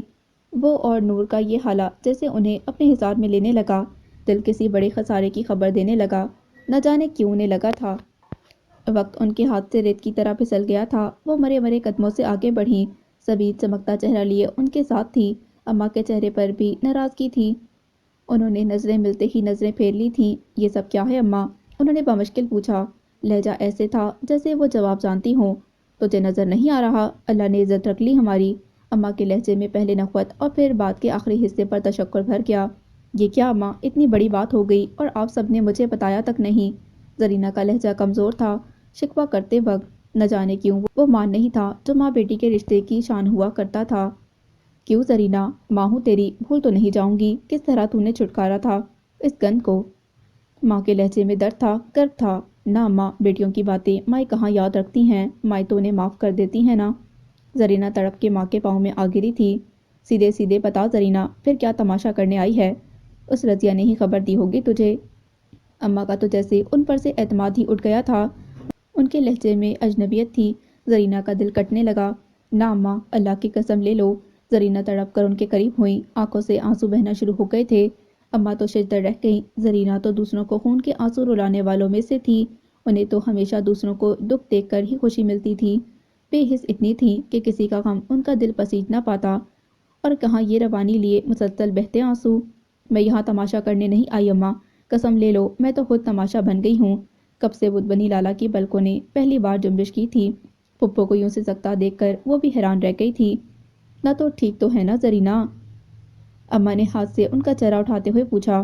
کہاں اماں، مجھے تو لگتا ہے اپنی خواہ مخواہ کی ضد میں نے سب کچھ بگاڑ دیا اماں، اپنے اقرا اور حمزہ کی زندگی میں نے خود مٹھی بھر بھر کر کانٹے بچھا دیے تھے۔ وہ سسکتی جا رہی تھی۔ اماں ماں تھیں۔ ادھیڑ عمر بیٹی کو یوں روتا دیکھ کر ان کا دل نرم پڑ گیا۔ ادھر آؤ میرے پاس۔ انہوں نے اسے اپنے پاس اپنے قریب بٹھا لیا۔ جا پانی لے کر آ اس کے لیے۔ پھر نم آنکھیں لیے قریب کھڑی سبین نے کہا تو فوراً پانی لینے چلی گئی۔ پانی پلانے کے بعد اماں نے کچھ دیر انہیں پرسکون ہونے دیا، پھر نرمی سے کہا، اب پتا کیا ہوا ہے؟ اس وقت کیسے ماں کی یاد آ گئی۔ ان کے سر پر ہاتھ رکھے وہ بالکل وہی پرانی اماں لگ رہی تھی جیسے ان کے بچپن میں تھی۔ ان کا دل پھر سے ابھرنے لگا۔ اماں، حمزہ خوش نہیں ہے، میرا بیٹا ویران ہو رہا ہے۔ میں آج یہاں حمزہ کے لیے لالا کا ہاتھ مانگنے آئی ہوں۔ انہوں نے جیسے دھماکہ کیا، سب نے ہی چونک کر انہیں دیکھا۔ لیکن حمزہ کی تو منگنی ہو چکی ہے نا شہزاد کے ساتھ؟ اماں نے حیرت بھرے لہجے میں انہیں یاد دلایا۔ ہاں تو منگنی ہوئی ہے نا، نکاح تو نہیں ہوا کہ بہت دیر ہو گئی ہو، انہوں نے دلیل دی۔ لیکن زرینہ، اماں گمسم سی ہو گئیں۔ لیکن کیا اماں، گھر کا بچہ ہے حمزہ، باہر والے کو چلتا کریں آپ بھی، ابھی تو اتنی دیر نہیں ہوئی۔ وہ واپس اپنی عادت پر آ چکی تھیں۔ یہی تو مسئلہ تھا ان کے ساتھ، انہیں سب کچھ اپنی دسترس میں لگتا تھا۔ بہت دیر ہو چکی ہے زرینہ، اماں نے ٹھنڈی سانس بھرتے ہوئے کہا۔ لالا کا تو نکاح ہو چکا ہے۔ زرینہ کا منہ کھل گیا۔ یہ کیا کہہ رہی ہیں اماں؟ وہ مشکل بول پائیں۔ سچ کہہ رہی ہوں، ایسے موقع پر مذاق کروں گی تم سے؟ اماں کو غصہ آ گیا۔ لیکن ایسے اچانک، اتنی جلدی؟ میں تو سمجھی کوئی چھوٹا موٹا فنکشن ہے بس۔ وہ ابھی بھی شوق تھیں۔ تجھ سے کون سی بات چھپی ہے اس گھر کی؟ جس طرح کے حالات تھے، ایسے اچانک اتنی جلدی یہ سب ہو گیا، یہ بھی میرے رب کا کرم ہے، ورنہ سچ کہوں تو میں مایوس ہو گئی تھی اپنی لالا کے مقدر سے۔ اماں کی آنکھوں کے ساتھ ان کا لہجہ بھی بھیگنے لگا تھا۔ یہ تو اللہ پاک نے سنبھال لیا، وہ بڑا کریم ہے بے شک۔ انہوں نے ساتھ بیٹھی لالا کے سر پر بوسہ دیا اور دوپٹے سے یوں آنسو رگڑ ڈالے جیسے اس وقت ان کی آمد انہیں سخت ناگوار گزری ہو۔ امی، لالا کو لے آئیں۔ تبھی شاویز نے دروازے پر آ کر آواز دی۔ بریال کو دیر ہو رہی ہے۔ آواز سنتے ہی دادو بھی تیزی سے نیچے اتری۔ سبین اور زرینہ نے اٹھ کر لالا کو سہارا دیا۔ لالا، زرینہ ہاتھ جوڑے اس کے سامنے آ گئیں۔ لالا کی پتھر نظریں موم ہونے لگیں۔ مجھے معاف کر دو لالا، میں اپنے مرحوم بھائی کی لاج نہ رکھ سکی۔ ہاتھ باندھے منت کرتی وہ پھٹ پھٹ کر رو دیں۔ میں تو خود سزا اور جزا کی زد میں ہوں پھپھو، آپ کو کیا معاف کروں گی؟ میرے لیے دعا کیجیے گا کہ زندگی کی یہ تلوار کی دھار جیسی پل صراط سے زیادہ طویل نہ ہو، اس نے آنسو پیتے ہوئے اجنبی لہجے میں کہا اور ماں کے ساتھ آگے بڑھ گئی۔ اللہ تجھے شاد آباد رکھے، تو کوئی دکھ نہ دیکھے لالا۔ زرینہ اسے پیچھے چلتے ہوئے اسے دل سے دعا دی۔ باہر بریال اور شاویز اس کے منتظر تھے، البتہ حمزہ کہیں نہیں تھا۔ اسے وہاں نہ دیکھ کر زرینہ نے شکر ادا کیا تھا، کسی تکلیف سے تو بچ گیا تھا اس کا بیٹا۔ سب کچھ جیسے لمحوں میں طے ہوا تھا۔ لال حویلی پہلی بار کسی بیٹی کی شادی کے لیے دلہن بنی تھی۔ لوگ خوش تھے۔ برادری کے نام پر ماں باپ کی چوکھٹ پر ارمانوں کی قبر پر ماتم کرتی زندہ لاشیں پھر سے امید باندھنے لگی تھیں۔ زریاب ولی خان اس علاقے کا وہ نیک دل بادشاہ تھا جس کی تقلید کرنا لوگ پسند کرتے تھے۔ اس نے آج پھر ایک اچھی مثال قائم کی تھی۔ اور اس رات حویلی کے دروازے گاؤں کے ہر امیر غریب کے لیے کھول دیے گئے تھے۔ آفتاب ولی خان کے بعد پہلی مرتبہ لال حویلی میں خوشیوں کی روشنی بچھی تھی۔ شادیانے بج اٹھے تھے۔ زریاب نے ایک ایک کام اپنی زیر نگرانی کروایا تھا۔ سبز جھلملاتا گھاگرا پہنے، سنہرا روپ لیے ادھر ادھر ناچتی وہ پھر رہی تھی۔ آج بارات تھی۔ نگین کو گاؤں کی لڑکیاں تیار کرنے میں مصروف تھی۔ وہ اس وقت اپنے کمرے میں تھی۔ سبین اوپر آئی تو وہ دلہن بنی غضب ڈھا رہی تھی۔ اللہ اللہ، سبین لپک کر اسے چمٹ گئی۔ سبین، اس کا زرتار دوپٹہ الجھا تو وہ کرا کر رہ گئی۔ اچھا سوری سوری، وہ فوراً کان پکڑ گئی۔ ویسے نگی، آج تو آپ قیامت ڈھا رہی ہیں، وہ ان کو کمر سے تھام کر قد آور آئینے کے سامنے کرتے ہوئے بولی۔ دونوں بہنوں کا خوبصورت عکس آئینے میں مسکرانے لگا تھا۔ سچ، عیسیٰ بھائی تو موقع پر ہی اللہ کو پیارے۔ اللہ نہ کرے، نگین نے فوراً اس کے منہ پر ہاتھ رکھے، اسے بات مکمل کرنے سے روکا۔ سوچ سمجھ کر بولا کرو سبین، اس کا دل بے اختیار دھڑک اٹھا تھا۔ سانسیں جیسے ساتھ چھوڑنے لگی تھیں۔ عیسیٰ ان کے لیے کیا تھا، انہیں آج اندازہ ہو رہا تھا۔ وہ تو انہیں پاگل کہتی تھی اور آج شاہ عیسیٰ کے لیے ایسی حالت۔ اللہ نگی، میں تو سمجھی تھی صرف عیسیٰ بھائی آپ کے لیے پاگل ہیں، آپ تو ان سے بھی زیادہ۔ سبین کا کہکا بے ساختہ تھا۔ نگین کا چہرہ مارے حیا کے سرخ ہو گیا۔ شکایت کروں گی زریاب لالا سے تمہاری، بہت بدمعاش ہوتی جا رہی ہو۔ نگین نے محبت سے اس کا گال کھینچا۔ عیسیٰ بھائی کی محبت میں آپ کو میں یاد رہوں گی تب نہ، وہ کھلکھلائی تھی۔ نگین کی مسکراہٹ گہری ہوئی تھی۔ آنے والے سنہرے دنوں کی کرنیں اس کی آنکھوں میں جھلملانے لگی تھیں۔ رات کے 11 بجنے والے جب وہ بریال کے گھر پہنچے تھے، لالا پچھلی سیٹ پر سمٹی بیٹھی تھی۔ اوپر لی گئی سادہ کالی چادر میں اس کا معصوم سا روپ مزید نکھر سا گیا۔ بریال نے گاڑی گھر کے قریب روکی اور اتر کر اس کی سائٹ پر آیا۔ لالا سنبھل کر بیٹھی تھی۔ اس نے جیسے ہی دروازہ کھولا، وہ تیزی سے خود اترنے لگی۔ جب بریال اس کی طرف گاڑی کے قریب آیا کہ اب اس کے لیے باہر نکلنا محال تھا، وہ جتنی تیزی سے آگے ہوئی تھی اتنی تیزی سے پیچھے چلی گئی۔ لالا، بریال نے دھیرے سے پکارا۔ لالا نے حیرت سے اس کی طرف دیکھا۔ ہم جیسے ہی گھر میں داخل ہوں گے سب سے پہلے لاؤنج آتا ہے اور لاؤنج کے ترچھے سرے پر بنا کمرہ میرا ہے۔ ہم جیسے ہی اندر جائیں گے تم تیزی سے اس کمرے میں چلی جانا۔ اس کی ہدایت پر لالا کی آنکھیں جلنے لگی تھیں۔ کئی معاملوں میں مرد بھی کافی کمزور ہوتے ہیں، خاص کر کے عزت کے معاملے میں۔ وہ خود پر ضبط کرتے ہوئے اس بات میں سر ہلا گئی۔ بریال نے اس کی اتنی بڑی مدد کی تھی، اس کے لیے تو کچھ نہیں تھا۔ وہ اپنا وجود چھپا لیتی۔ کچھ غلط مت سوچنا، اصل میں ہو سکتا ہے امی تمہیں نہ دیکھیں۔ فی الحال میں اس بات کو گول کر جاؤں گا، کل پھر آرام سے تمہیں ان سے ملوا دوں گا۔ تم ان سے مل کر بہت خوش ہوگی اور وہ تم سے مل کر۔ اس کی بات پر سر جھکاتی لالا نے حیرت سے چونک کر سر اٹھایا تھا۔ وہ اسے کس غرور سے اپنا رہا تھا، جبکہ اس کے اپنوں نے اس کی ذات کو گند سمجھ لیا تھا۔ آ جاؤ، اس نے کالے روئے سے بھرا مضبوط ہاتھ اس کی طرف بڑھایا۔ میں اس ہاتھ کو تھامنے کے قابل نہیں ہوں ولی، اس نے سرگوشی کی جو اس کے لبوں پر ہی دم توڑ گئی۔ لالا، کم آن۔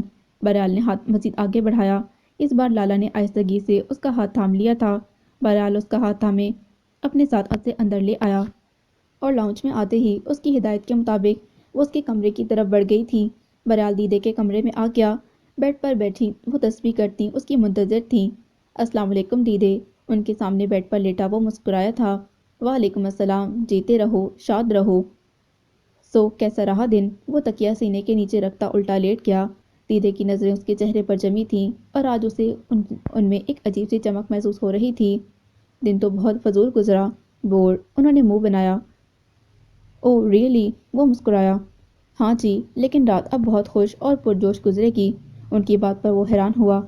اچھا، وہ کیوں؟ بریال حیران ہوتا اٹھ کر بیٹھ گیا۔ ایک سرپرائز ہے تمہارے لیے، ابھی تم جا کر آرام کرو، صبح بتاؤں گی۔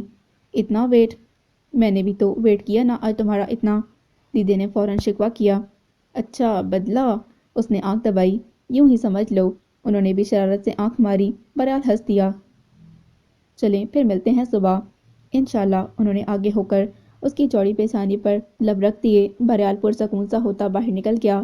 دیدے کے لبوں پر بہت پیاری مسکان مچل رہی تھی۔ وہ کمرے میں آیا تو لالا پاؤں لٹکائے جہازی سائز بیڈ کے کنارے پر ٹکی تھی۔ بریال نے کرسی کی پشت اس کی طرف کرتے ہوئے رکھی اور خود کرسی کی پشت پر دونوں ہاتھ جماتا اس کے سامنے بیٹھ گیا۔ تمہیں کیسا لگا میرا روم؟ اس کی نظریں لالا پر جمی تھیں۔ وہ اس کے نکاح میں تھی، اس کے پاس حق تھا اور وہ اس روح کو دل پر منعکس ہوتا پا رہا تھا۔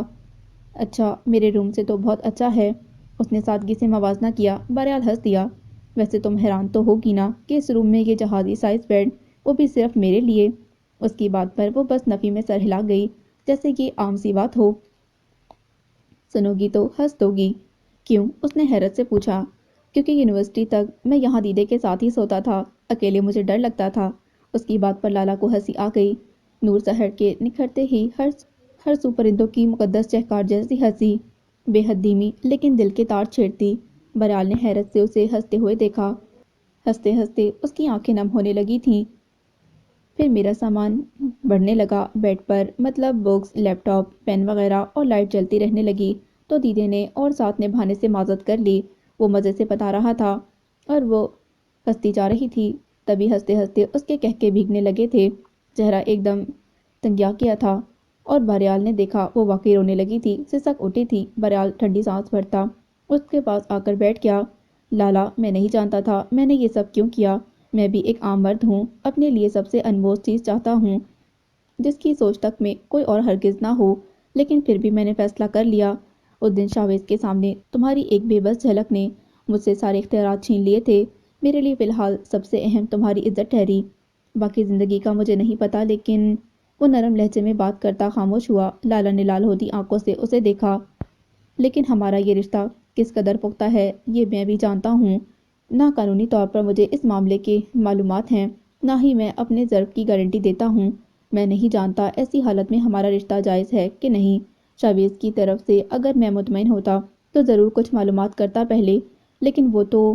لالا لب کو چلنے لگی۔ خونی رشتوں سے جڑی اس کی تکلیف اس سے ڈھکی چھپی تو نہیں تھی، تبھی وہ خاموش ہو گیا تھا اسے لب کو چلتا دیکھ کر۔ تبھی مجھے وہ فیصلہ لینا پڑا۔ لیکن میں تم سے وعدہ کرتا ہوں لالا، جب تک ہمارا ریلیشن ہماری اور قانون کی نظر میں کلیئر نہیں ہو جاتا، ہم بس اچھے دوست رہیں گے۔ میں تم سے کوئی لمبے چوڑے وعدے نہیں کروں گا۔ ہاں مگر اتنا ضرور کہوں گا، جب تک تم میرے ساتھ ہو، دیدے کے بعد میرے لیے سب سے اہم ہو۔ اس کے لہجے میں کتنا مان تھا جو وہ اسے دان کر رہا تھا۔ یہ کیسا مرد تھا؟ حمزہ، شاہویز، زرینہ پھپھو، وہ سب کیا تھے؟ اور اس کے سامنے کیا بن کر آئے تھے؟ ساری عمر ان کے ساتھ گزار کر بھی وہ اس کے لیے اپنا ضرف بڑا نہ کر پائے تھے، تو وہ کون تھا؟ کوئی فرشتہ، ضیا، جس سے ہمیشہ اسے خوف آتا تھا۔ پھر اس نے کس قدر خوبصورتی سے اپنا اعتبار سونپا تھا اسے، اور اس دن مشکل کا فائدہ اٹھاتے ہوئے اس کی زندگی تباہ کر دی تھی۔ پھر صرف باپ کے نام نہاد بدلے اور ضد کے لیے۔ شیطان کا اگر زندہ روپ کوئی دیکھنا چاہے تو بے شک وہ سہراب اور ضیا کا ہاتھ کھینچ کر سب کے سامنے لا دیتی، اور یہ بریال ولی خان، جسے اس نے کچھ دیر پہلے پورے ہوش اور حواس سے اپنے سارے حقوق سونپ دیے تھے، وہ اسے رشتوں کی باریکیاں اور عزت بتا رہا تھا۔ وہ پورے حق کے ساتھ کتنی دیر سے اس کے ساتھ تھی، اور اس نے ابھی تک اسے چھونے کی کوشش تک نہ کی تھی۔ اسے نام دیا تھا اور حلال بندھن میں بندھتے ہوئے بھی اسے ابھی بھی خدا کی نافرمانی کا ڈر تھا۔ جس طرح کے حالات میں ہماری شادی ہوئی، تم بھی یہ سب باریکیاں اچھی طرح سمجھ سکتی ہو۔ میں چاہتا ہوں اس رشتے کے لیے تم مجھے کچھ وقت دو، لیکن ہاں، ایک دوست کی طرح تم مجھے ہمیشہ اپنے ساتھ پاؤ گی۔ اس نے مضبوط لہجے میں درخواست کی تھی، اور یقین بھی اسے سونپا تھا۔ آپ نے جو کچھ مجھے سونپا ہے ولی، آپ کو خود اندازہ نہیں۔ یہ سب میں اچھی طرح سمجھ سکتی ہوں۔ آپ نے میری عزت رکھی، اس سے بڑھ کر مجھے اور کچھ نہیں چاہیے، وہ سر جھکا کر بولی تھی۔ اس کے مطمئن انداز پر وہ بھی پرسکون ہو گیا تھا، اور کچھ ہی دیر بعد اسے پرسکون نیند میں ڈوبا دیکھ کر وہ کتنے ہی وقت میں اس سے کافی فاصلے پر لیٹی اسے تکتی رہی۔ زندگی کچھ تو آسان ہوئی تھی، نہ جانے کتنے دنوں بعد سکون سے وہ نیند کی وادیوں میں اتری تھی۔ بارات آ گئی تھی، سبین سمیت سب لڑکیاں کہکے لگاتے ہوئے باہر نکل آئیں۔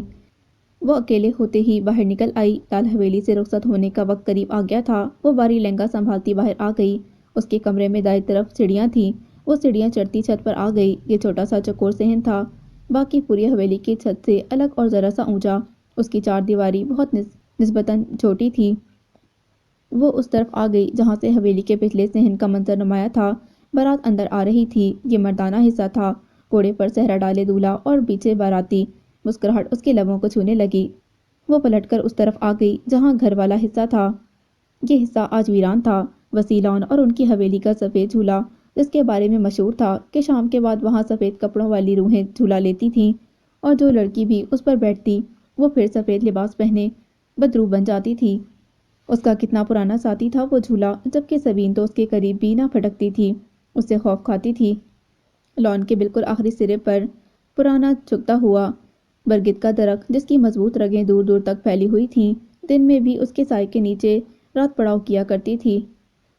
مرد اس کے قریب جانے سے ڈرتے تھے، اور وہ وہاں گھر گھر کھیلا کرتی تھی، وہ بھی اکیلے۔ نگی، تم پھر وہاں گئی تھی؟ کتنی بار منع کیا ہے تمہیں بیٹا، وہاں برا سایہ ہے، کسی لڑکی پر اس کا دل آ جائے نا تو ساری عمر اس کا گھر بسنے نہیں دیتا۔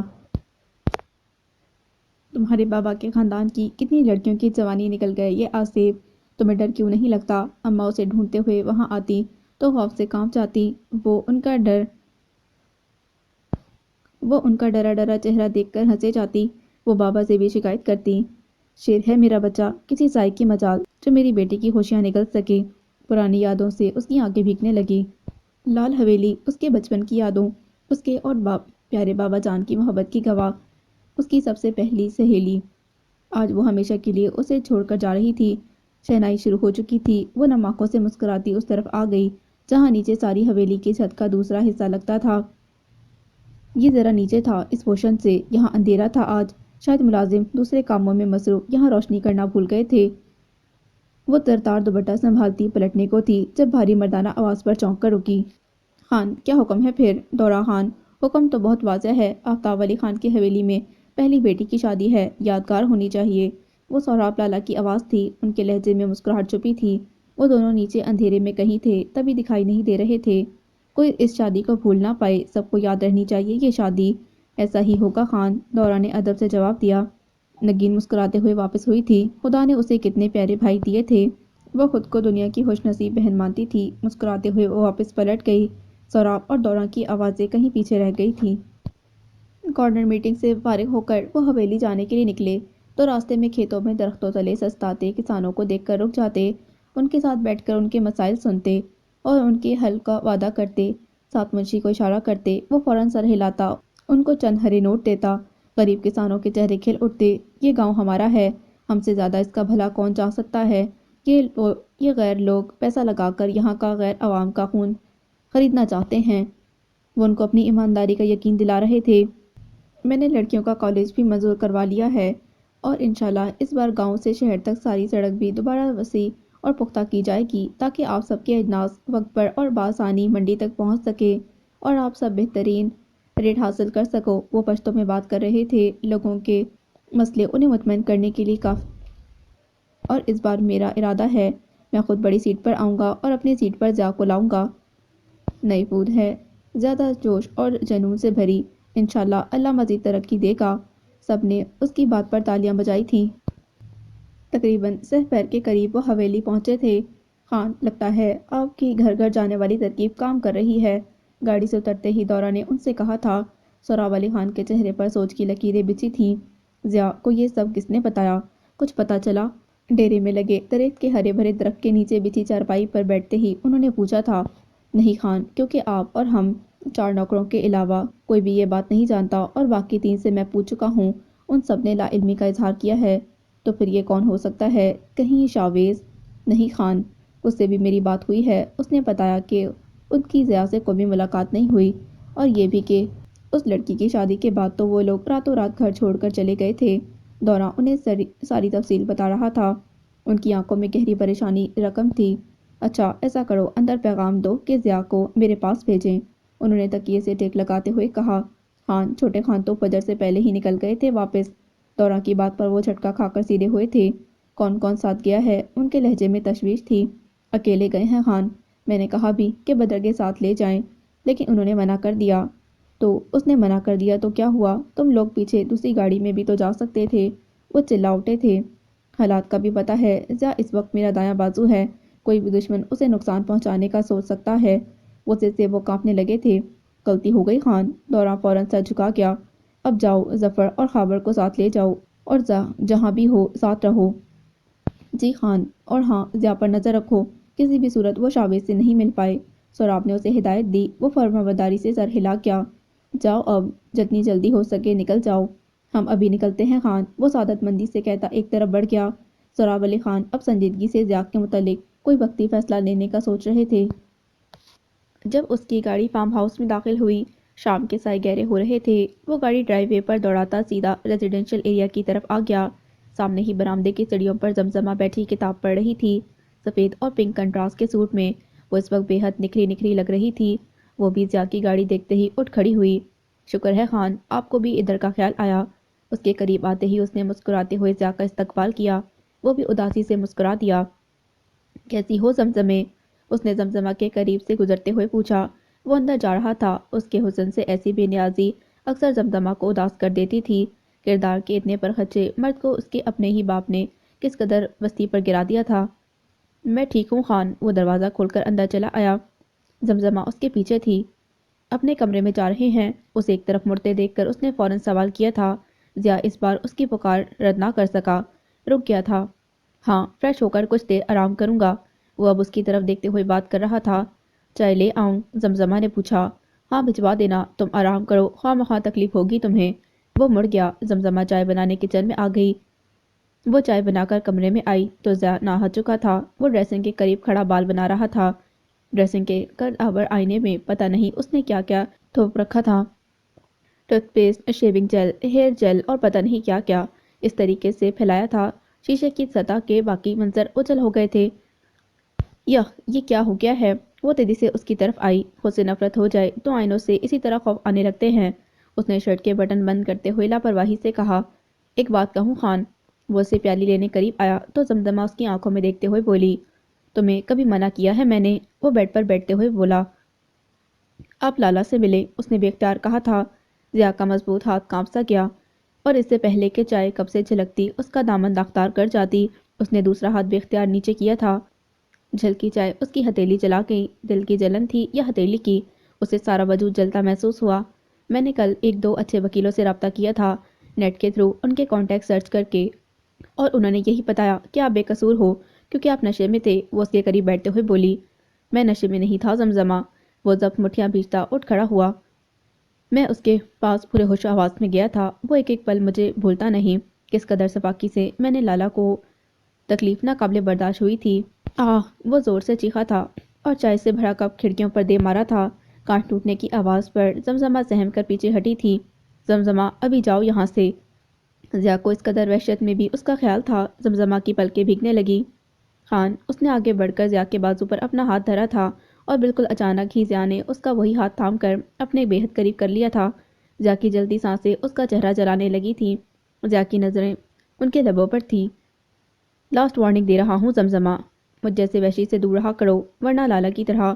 اس کی خوبصورت آنکھیں جل دینے لگی تھیں۔ اس نے چند پل بے بسی سے ہونٹ کاٹتے ہوئے زمزمہ کو دیکھا، پھر جھٹکے سے اس کا ہاتھ چھوڑتا سائڈ ٹیبل سے گاڑی کی چابی اٹھاتا باہر نکل گیا۔ زمزمہ اس مضبوط مرد کی بے بسی پر سسک اٹھی تھی۔ بلیک کرولا سے کچھ فاصلے پر سفید شلوار قمیض میں ملبوس وہ گرمی سے نڈال ہو رہا تھا۔ اس کے کپڑے پسینے کی وجہ سے اس کے جسم سے چپک گئے تھے اور اس کا گھسرتی جسم واضح ہونے لگا تھا۔ سن گلاسز لگائے وہ مسلسل بیل بجائے جا رہا تھا، لیکن اندر سے جواب ندارت۔ ارد گرد سے گزرنے والے لوگ خصوصاً لڑکیاں اسے دیکھ کر ٹھہرتی اور پھر ان کی دبی دبی سرگوشیاں اور ہنسی اس کی خوف میں مزید اضافہ کر دیتی۔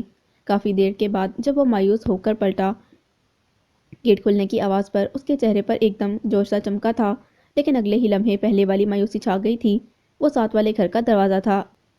خوبصورت سی لڑکی اپنی گول گول آنکھیں گھما گھما کر اس کا جائزہ لینے میں مصروف تھی۔ کیوں بار بار اس گھر کی بیل بجا رہے ہو؟ آنکھوں میں اس کے لیے ستائش کے باوجود اندر سخت تھا، انداز سخت تھا۔ سوری مس، مجھے شابیز سے ملنا ہے، اس نے معذرت خواہانہ لہجے میں کہا۔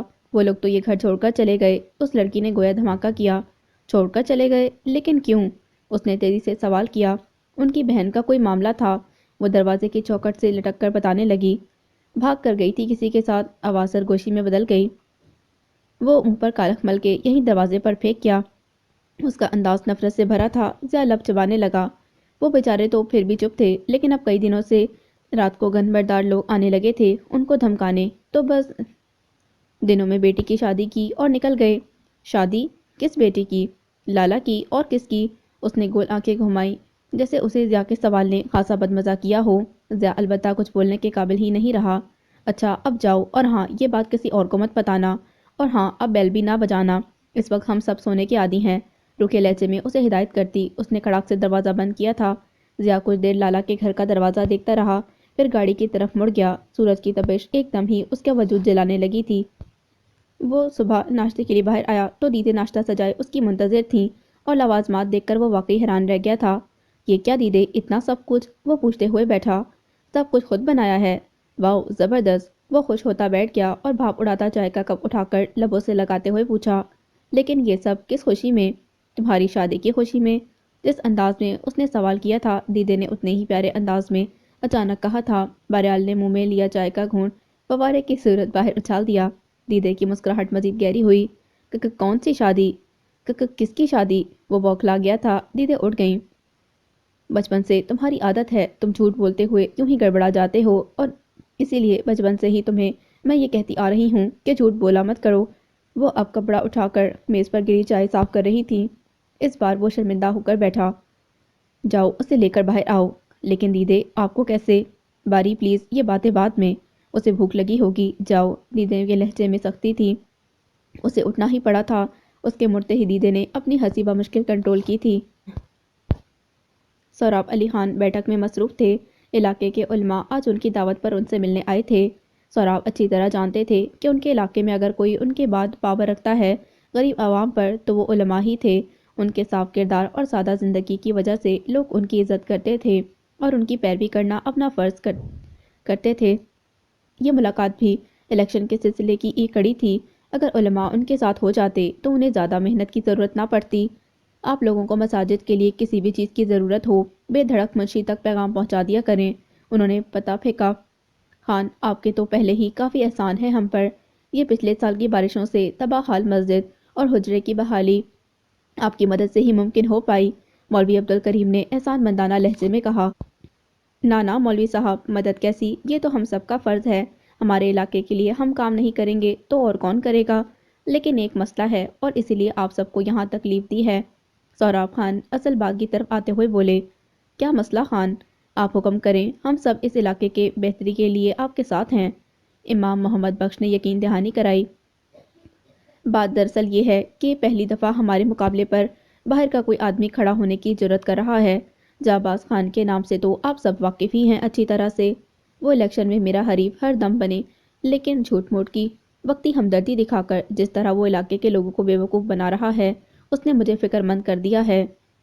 یہ بات تو آپ ٹھیک کہہ رہے ہیں، لیکن اس معاملے میں ہم سے جو بھی ہوا ہم کریں گے۔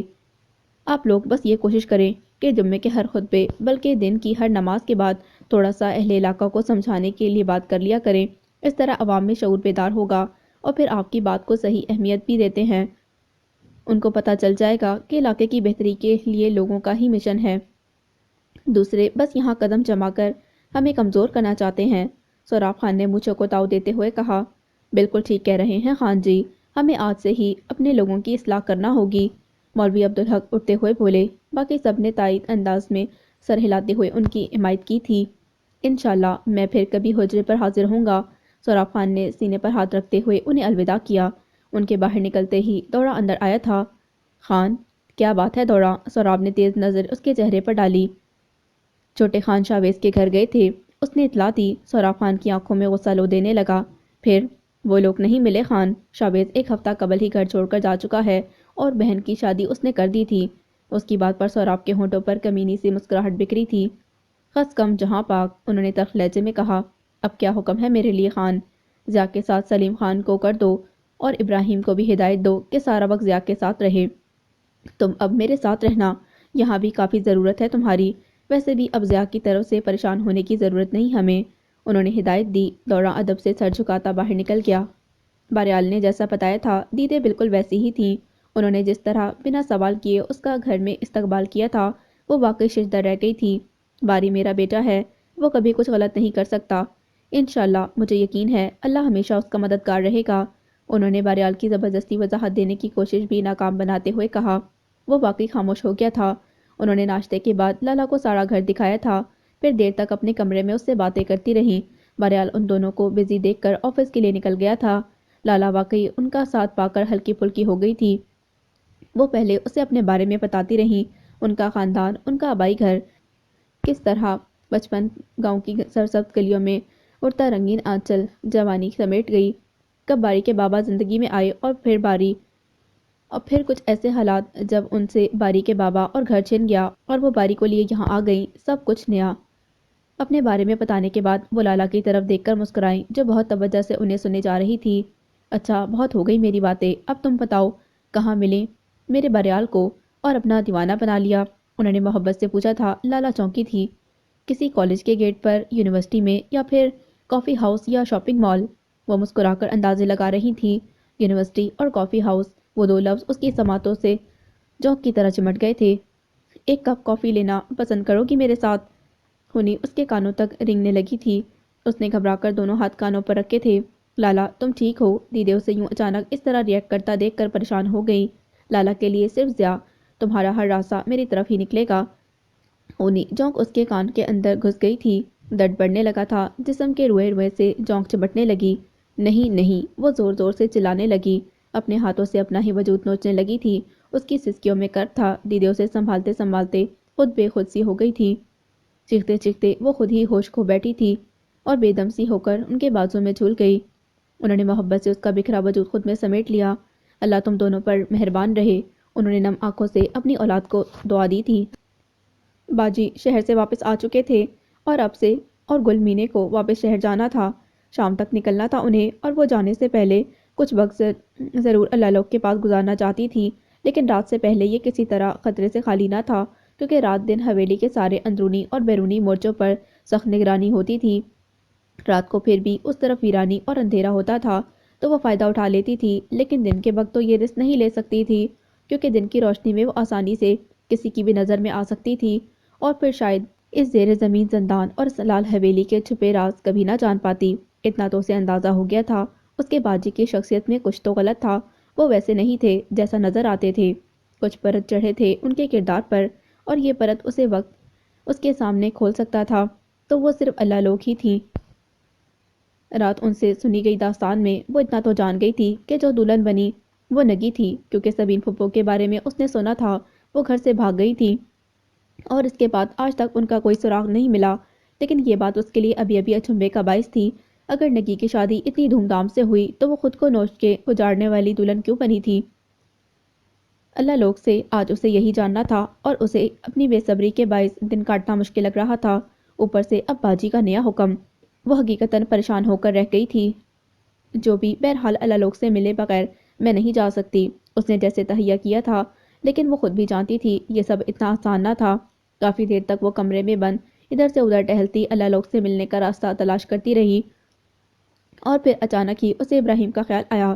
ابراہیم وہ شخص تھا جس پر وہ اعتبار کر سکتی تھی، وہ قابل بھروسہ تھا، اور جس طرح کی سچویشن تھی وہی ایک آدمی تھا جو نہ صرف اس پر اعتبار کرتا بلکہ مدد بھی کرتا۔ اس نے فوراً اسے تلاشنا شروع کر دیا۔ وہ حویلی کے پچھلے صحن میں اپنے کوارٹر میں موجود اپنے سامان کی پیکنگ میں مصروف تھا۔ ابراہیم، اس نے دروازہ ہلکے سے بجاتے ہوئے آہستگی سے پکارا۔ ابراہیم کے ہاتھ اس کی آواز پر یکدم رکے۔ خانزادی، وہ مڑے بغیر دھیرے سے بولا۔ گل مینے سے تو اسے اس قسم کی حرکت کی ہمیشہ امید اور ڈر رہتا تھا، لیکن اوزگل اس کے کمرے تک آ جانے کی ہمت کر لے گی وہ سوچ بھی نہیں سکتا تھا۔ اسے پریشانی گھیرنے لگی۔ مجھے جانے سے پہلے حویلی کے ویران بیرونی حصے میں ایک ضروری کام ہے، تم بس میری یہ مدد کر دو کہ اس طرف آنے والے مورچے کے لوگوں کو آدھے گھنٹے کے لیے دوسری طرف مصروف رکھو۔ میں شہر جا کر تمہیں سب بتاؤں گی۔ میں 4 بجے تمہارا انتظار کروں گی۔ یہ کہہ کر وہ رکی نہیں، واپس بھاگ گئی۔ ابراہیم حیران سا دروازے تک آیا تو وہ پچھلا صحن عبور کرتی برآمدے کی سیڑھیاں چڑھ رہی تھی۔ خانزادی کو مجھ اس ویرانے میں ایسا کیا کام کہ انہیں میری مدد کی ضرورت پڑ گئی؟ وہ اب پلٹتے ہوئے پریشانی سے سوچ رہا تھا۔ ہو نہ ہو کوئی بڑی بات تھی، ورنہ ایسی بے باکی کی تو توقع گل مینا سے کی جا سکتی تھی، لیکن اوزگل، وہ جس مزاج کی لڑکی تھی ابراہیم حیات اچھی طرح جانتا تھا، کسی بھی صورت وہ کسی بھی مرد کو کبھی مخاطب نہیں کرتی تھی، گھر کے مردوں کو بھی بہت کم، ہچکچاتے ہوئے، اور ایسے میں اس قدر اچانک اسے تقریباً حکم سنا کر اس کا چلے جانا کام کے واقعی اہم ہونے کا پتہ دے رہا تھا۔ گل مینا ہوتی تو وہ یقیناً ٹال جاتا، لیکن اب اس نے فیصلہ کیا تھا کہ وہ ٹھیک 4 بجے وہاں ضرور اس کی مدد کرنے جائے گا۔ بات کی بعد میں دیکھی جائے گی۔ مطمئن ہو کر وہ دوبارہ اپنے کام کرنے لگا۔ اس کی آنکھ کھلی تو رات ہونے لگی تھی۔ اس کا سر سہلاتی دیدے بالکل اس کے قریب بیٹھی تھیں، ان کے چہرے پر اس کے لیے پریشانی تھی۔ وہ شرمندہ سی ہو کر اٹھ بیٹھی۔ آئی ایم سوری، پتہ نہیں مجھے کیا ہو گیا تھا۔ اپنے ہاتھ کی انگلیوں کو مروڑتے ہوئے اس نے معذرت کی تھی اور لب دانتوں تلے کو چلتے ہوئے اپنے آنسوؤں پر ضبط کرنے کی کوشش کی تھی۔ آنسوؤں کو روکنا نہیں چاہیے، انہیں بہہ جانے دینا چاہیے تو زیادہ اچھا ہوتا ہے۔ اس سے من کے اندر کا میل دھل جاتا ہے، جیسے بارش کے بعد پتے پتے پر جمی گرد صاف ہو جاتی ہے، ویسے ہی من کے کئی درد، کئی گھاؤ ان کے ساتھ بہہ جاتے ہیں۔ انہوں نے نرمی سے اس کا کومل سا ہاتھ اپنے ہاتھ میں لیتے ہوئے کہا۔ لالا کی بلکہ اس بار آنسوؤں کا بوجھ نہیں سہ پا رہی تھی، وہ بے آواز رونے لگی تھی۔ تم اور باری زندگی کے کس موڑ پر آ چکے ہو میں نہیں جانتی، اس کے باوجود بھی کہ باری مجھے سب حالات بتا چکا ہے، لیکن مجھے نہیں معلوم کیا وجہ تھی جو تمہیں یوں رسوا کر گئی، لیکن باری نے ایک مرد ہونے کے ناطے جو کچھ کیا وہ میرے لیے فخر کی بات ہے۔ پھر بھی لالا، انہوں نے اس کا ہاتھ نرمی سے دباتے ہوئے تھوڑا توقف کیا، پھر بھی میں چاہتی ہوں کہ تمہاری زندگی مکمل ہو اور میرے پریال کی بھی۔ وہ لاکھ بڑا ظرف کر لے، ہے تو ایک مرد ہی، اور اس طرح تو تم دونوں ہر دن اذیت میں گزارو گے۔ میں چاہتی ہوں کوئی ایسا راستہ تلاش کرو کہ تمہاری اور باری دونوں کا راستہ سہل ہو جائے، لیکن یہ تبھی ممکن ہے جب تم مجھے ساری حقیقت بتا دو۔ لالا سسکنے لگی تھی۔ میرا یقین کرو، میں تمہارا پردہ رکھوں گی، بالکل تمہاری ماں کی طرح۔ انہوں نے اس کا چہرہ اپنے ہاتھوں میں تھام کر اسے یقین دلایا تھا، اور وہ بکھر کر رو دی تھی، زور زور سے چلا کر۔ درد اور کرب سے اس کی آواز پھٹی جا رہی تھی۔ اسے خود میں بھیجتے ہوئے دیدے نے اسے کھل کر رونے دیا تھا۔ کل اس کی حالت سے ہی وہ سمجھ گئی تھی، اس کے ساتھ بھی جو حادثہ ہوا تھا وہ ابھی تک اندر ہی اندر گھٹ رہی تھی، اندر ہی اندر کہیں بلنے والے درد کو باہر آنے کا راستہ نہیں مل رہا تھا۔ سب اپنوں کو جیسے اپنی عزت اور وقار کی پڑ گئی تھی، کسی نے اس کا دکھ سمجھنے کی کوشش نہ کی تھی، تبھی وہ اندر ہی اندر بھر رہی تھی۔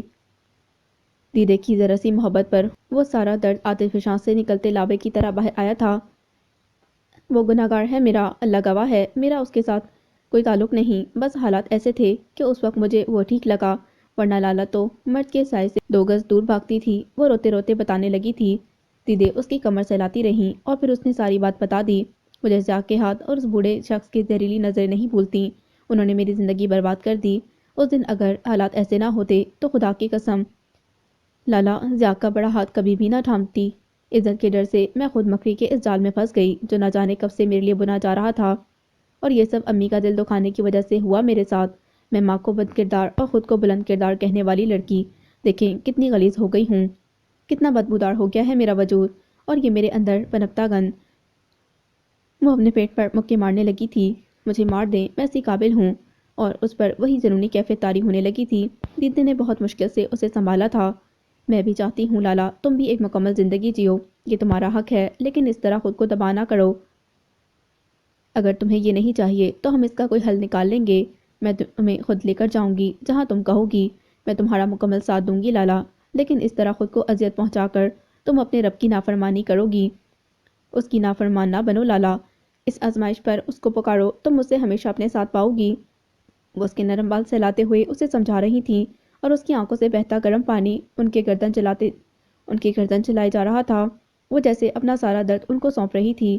زندگی کب ایک سیدھی لکیر کی طرح رہی ہے، یہ تو بل کھاتے راستوں کی طرح ہوتی ہے، ایک طرف کھائیاں اور دوسری طرف پرکیف نظارے، کبھی آسان لمبا سیدھا راستہ تو کبھی بل کھاتے پرخطر موڑ، گرنے کا خدشہ ہمیشہ رہتا ہے۔ وہ اس کا نم چہرہ اپنے سامنے لاتے ہوئے بولی، میں مانتی ہوں لالا، تم سے کوتاہی ہوئی، اور بہت بڑی کوتاہی۔ ہمارے بزرگوں کا ماننا ہے ماں باپ کے سامنے بولا ہوا ایک اچھا یا برا کلام کبھی کبھی ہماری ساری قسمت پر حاوی ہو جاتا ہے، لیکن یہ کس نے کہا لالا کہ غلطی کی معافی نہیں؟ پھر ہمارا مذہب تو ایسا مذہب ہے جو ہمیشہ امید اور گنجائش نکالتا ہے، مایوس سے مایوس حالت میں بھی یقین کا دامن نہ چھوڑنے کا درس دیتا ہے۔ وہ کچھ دیر رکی تھیں، لیکن میں تو باتاب ٹھہری، بے اما ٹھہری۔ معافی تلافی کی تو گنجائش ہی نہ بچی آنٹی، صرف سزا رہ گئی۔ منہ پر اس طرح کلک لگی کہ شاید ہی کبھی دھل پائے۔ وہ پوری طرح مایوس تھی۔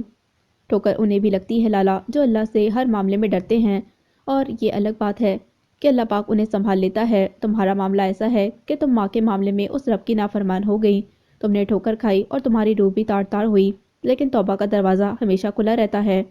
وہ ٹھوکر والوں کو سہارا دے دے تو وہ ولی بن جاتے ہیں۔ خود سے سوچنا چھوڑو اور اس رب کے آگے جھک جاؤ، اپنے گناہ تسلیم کرو اور سچے دل سے توبہ کرو۔ وہ بے شک بڑا مہربان ہے، انہوں نے نرم لہجے میں کہا، اور وہ اٹھ کھڑی ہوئی۔ پھر کھانا کھاتے ہیں، کل باری کے جانے کے بعد تم اور میں صوفی صاحب کے پاس جائیں گی، وہ ضرور ہماری مدد کریں گے۔ تمہارے ساتھ ساتھ اب یہ سب باری کے لیے بھی ضروری ہے، تم تو پھر بھی ایک آزمائش سے گزر چکی ہو، بہرحال ابھی امتحان کی زد میں ہے، اور میں تم دونوں کی مدد کرنا چاہتی ہوں۔ لالا نے سرخ ہوتی نظروں سے اس کا پرنور چہرہ دیکھا تھا، اور پھر خود کو سنبھالتی وضو کرنے اٹھ گئی کہ بعض اوقات رب کے در کے علاوہ انسان کے پاس اور کوئی در نہیں کھلتا۔ دیدے اسے اٹھتا دیکھ کر مطمئن ہوتے باہر نکل گئی تھیں۔